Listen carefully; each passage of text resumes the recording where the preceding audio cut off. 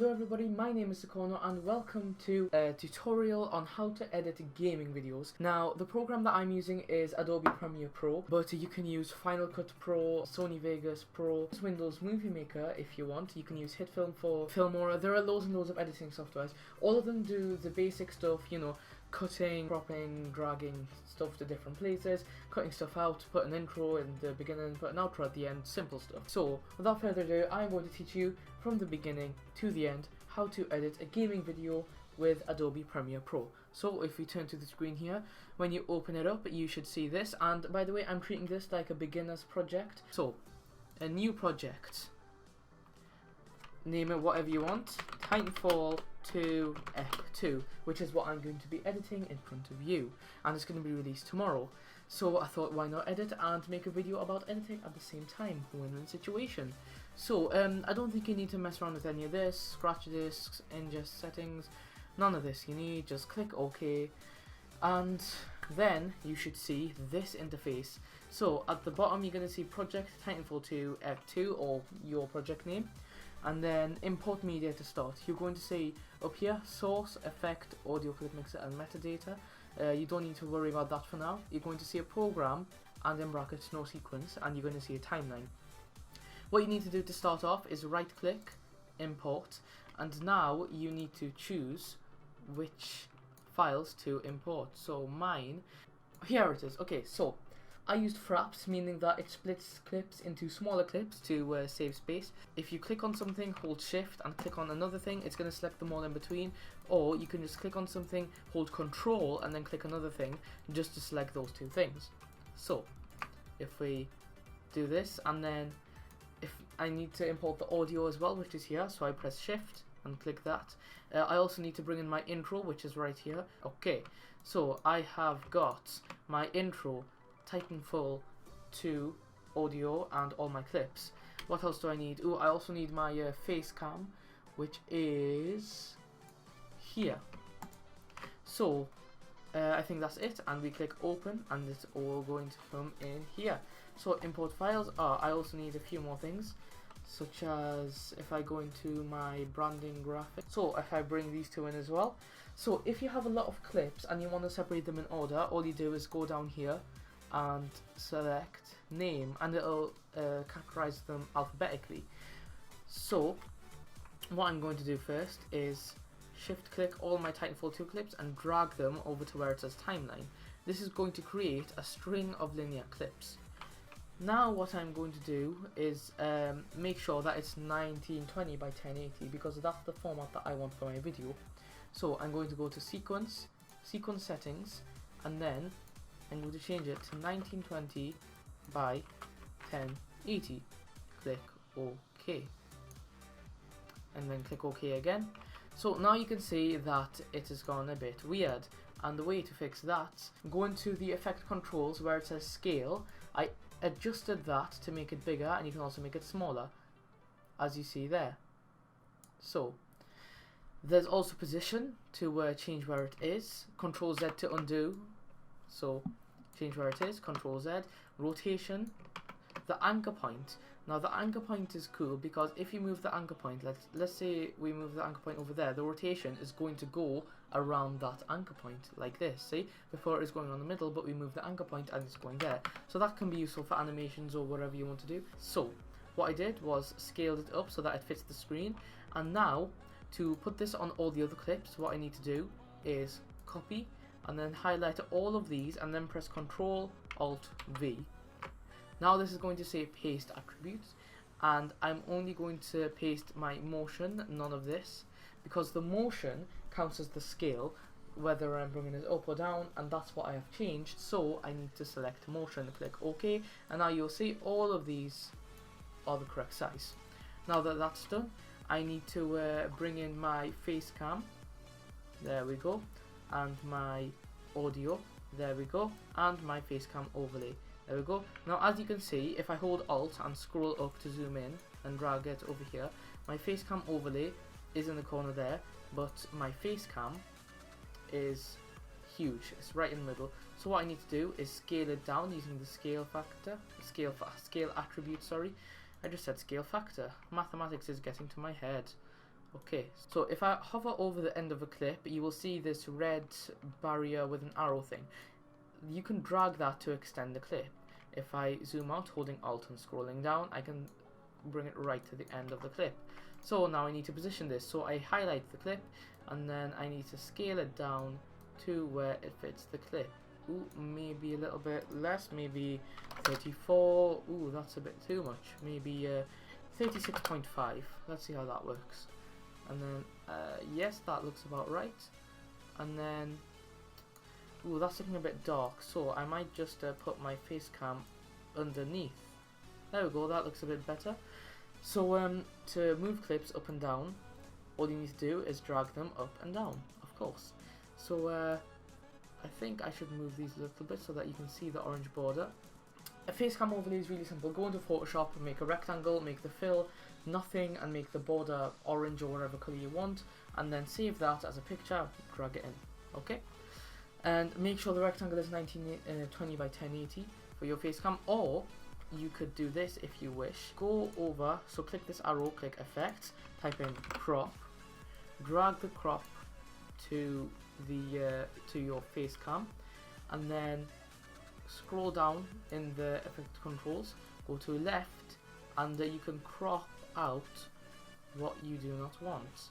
So I might make my face cam square like this. If both of these are 17, then I will maybe 18. There we go.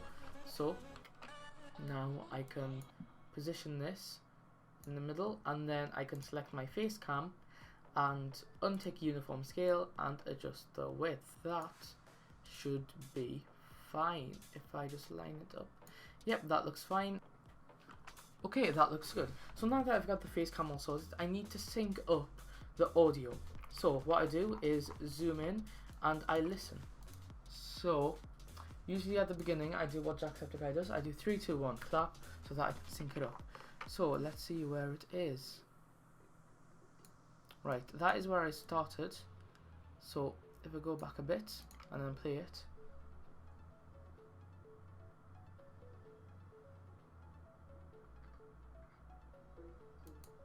As you can see in the face cam, I just clapped there.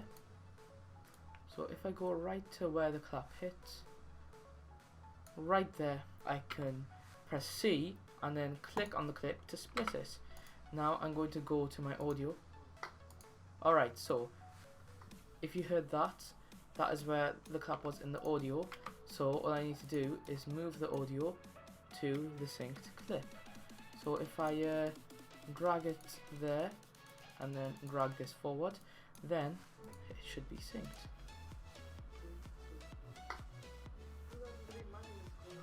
As you can see, it is synced. So the gameplay is much louder than my audio. So right, so if you want to edit a clip's audio and move it along to all the other clips, then what you do is you go into the audio effects level, uncheck this, set it to whatever decibels you want, let's say -20, and then you do right click, copy, and then highlight all of these, Control Alt V, and then volume. Okay, so now all of these are going to have their volume reduced to 20. So now that we've got that done, we need to sync up the gameplay with the audio.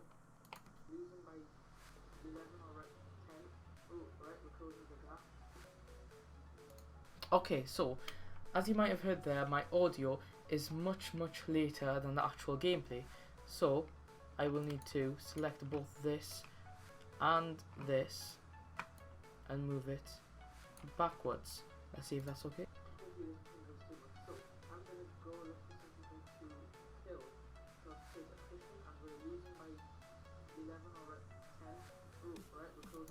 Alright, so as you can see, when I said that we're closing by 10, it hadn't reached 10 yet, so I need to sync it up to when it has reached 10. So I'm going to split this here and then match it up with that. As you can see, this is a very long process, but it is worth it.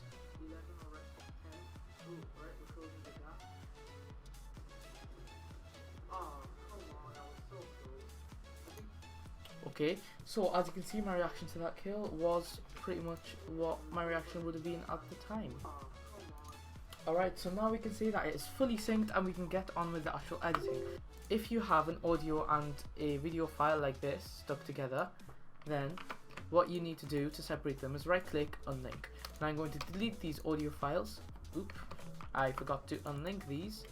Unlink, and then these as well, unlink, and then get rid of these audio files and then just move these up to match them. So now that they are synced, I will put in my intro at the beginning. So if I zoom in and then go to my project and then go to my intro, which is here, I can drag it in and surround it on that. So I need to see where I start the video from. Okay, so this is where I opened up. So if I press A, I can activate this tool, which selects everything in front of this, and then I can select that tool, select everything behind it. So I'm going to press A for everything in front of this, press V for the selector, and then drag this all away, and then see exactly where I begin the video. This is where I started, and now I'm going to go to my intro and see where it starts to go away. That is where it starts to go away. So now I'm going to match this instance with the line.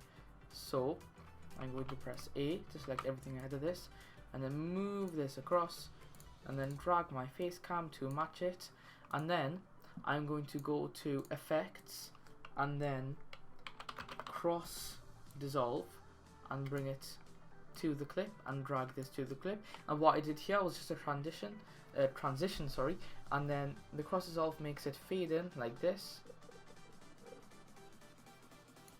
as you can see. I had an idea, so I press C, clicked in the middle to split. Now I'm going to drag this over here and then go to the speed / duration and then type in so I want to slow this down. I'm going to put 33. Ooh, okay, and then I can drag it to the end to match. So this is what I'm going to do. I'm going to go to effects, type in Gaussian blur because I want to blur it so that the intro can be seen. Effect controls, go down to where it says, ooh, I must have applied it correctly. There we go, now it says Gaussian blur. So I'm going to make a keyframe called blurriness where I'm about to start talking about there, and then a few frames later when my face comes in, I'm going to get rid of it, so another keyframe. Now keyframes make it animated, so if I want to make a clip from blurred to not blurred, I can put a keyframe on the blurred and then another keyframe, and then I can make it fade, and that is cool. Keyframes can also be used for position, so if I set my face cam, if I click position and then I go forward a little bit and then I change the X value, then it's not just going to jump to the X value, it's going to animate. See, it's moving because I created two keyframes where the X positions were different. The keyframes that are here, I'm going to click this arrow to go to the first one, and I'm going to make the blur 60, and I'm going to go to the other one and it is 0. So as you can see, the blur is 60 and it goes from blurred to not blurred. And I'm going to do the same here. I'm just going to put this at 60 because there is no need to animate it, and then I will apply my default transitions, which are set to cross dissolve. So as you can see, it looks very nice, and then the intro plays.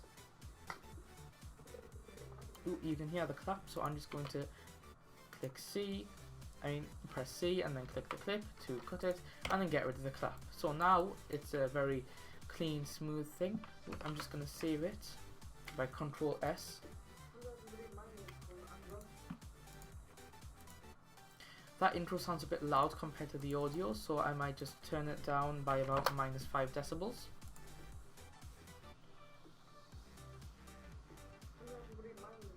That sounds about right. So I know that this is all linked up. I might want to get rid of some spaces in between, and I'll give you an example. If I wanted to get rid of this area, for example, I'll press C, and then cut all the clips where I want to cut. So as you can see, there's a line down there of all the clips which I've cut, and then I could cut here as well, and then press my selection tool with V, highlight them all, delete, and then click one of the spaces and click backspace to get rid of that area. So I'm just going to press Ctrl Z on all of that because I don't want to split it there. And now I'm going to show you how to add music. So I'm going to go to my project, import, and I'm going to choose some music that I've got. So This is all copyright free, by the way. If I go to music, then I will use Jason Poulin. Oh, maybe not. I might use Trickstore just this once. Okay, right, that's a nice track. I'm sure you'll agree. And as you can see, it's very loud, so I'm gonna go to audio gain minus, let's say, 30. Let's see how that sounds. Oh, that is quite loud. So I'll reduce that by another minus 10. Still a bit loud compared to my audio, so minus 10 again.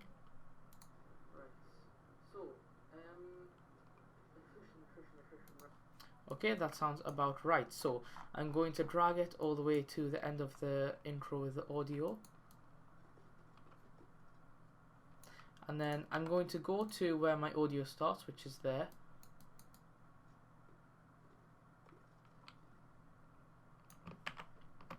And then I'm going to unlink my intro and then make a gap in the audio there. And then I'm going to drag this music clip and then apply default transitions. Now this is at the start. I want it to fade between the clips, so I'm going to go over to here and click center. Now I've got this. Hello everybody, my name is Con and welcome. And now the other music begins. Now I'm going to choose a few different tracks to put in, but when that's done, I'll just do it to show you. Let's say Core, Rainforest, Relipso, and Max Frost. Okay. So, Core, Max Frost, and Relipso. Ooh, these still are not enough. Why are they all the same audio wave? That's weird. 3 different songs, 3 very similar audio waves. That's interesting. So I'm going to reduce this by minus 50, and then reduce this by reduce by minus 50. That's the same as adding 50. I'm sorry, I really should be saying reduce by 50. Okay, right. So now that we've got this music, I might start repeating it. So I click on all of them, hold Alt, and then I drag them to copy. See? And then I might just... I know that my camera's just shut down, but no worries. So I'm going to split the audio here, cut it off, and then see where I say goodbye. So that's going to do it for this video. I really hope you enjoyed, and I'll see you in the next video. Goodbye. So that is where I said bye, so I'm going to split all the clips there. Okay, and that is a little teaser thing that I want to put at the end. I can highlight all of these and then right click, apply default transitions to easily apply transitions to lots of different clips. Now I'm going to drag in my outro.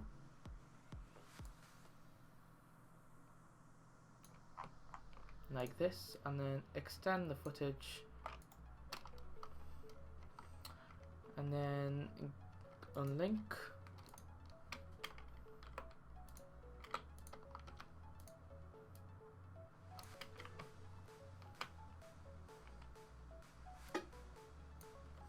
As you can see, my audio is very loud, so I'm going to not unlink, I'm going to audio gain, and then about minus 25 should be good, and then I'm going to link it up to when I say bye.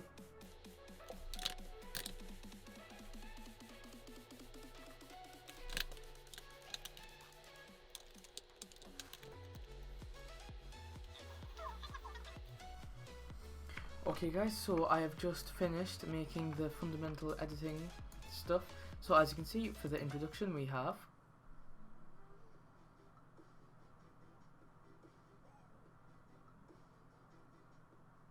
Hello everybody, my name is Con and welcome. So which we talked about, and then the music in the background, for example. Exactly, see, the faster we win, the faster we drink. See, it's just awesome.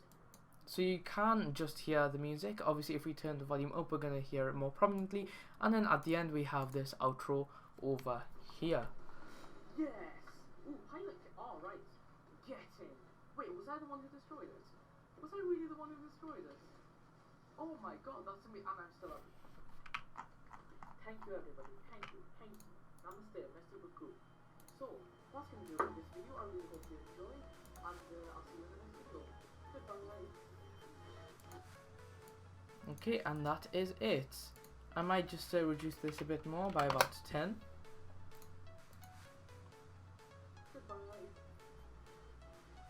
And that is perfect. So I think this video is done. Now once you have finished your project, you're going to go to File and then Export Media. Now I'm going to talk you through the settings for this. So first of all, your output name needs to be the name of your video. Obviously the title is not going to be Titanfall 2 F2, it's going to be something more interesting. And I'm going to click save when I've selected MP4, and then format H.264, preset match source, and then I've got all these ticked: 1920 by 1080, frame rate is 60 but you can have 30, profile main level 42, render at maximum depth, I always keep that on, but if you've got a low performing PC, maybe untick that. And then this can all stay the same. Use maximum render quality and use previews. All you're going to do now is click export, and this is going to render. Now what rendering does is take it from a Premiere file, which you can only view with Premiere Pro, into a video file which can be viewed with any video player. So I'm going to click cancel because I might cut a few bits out.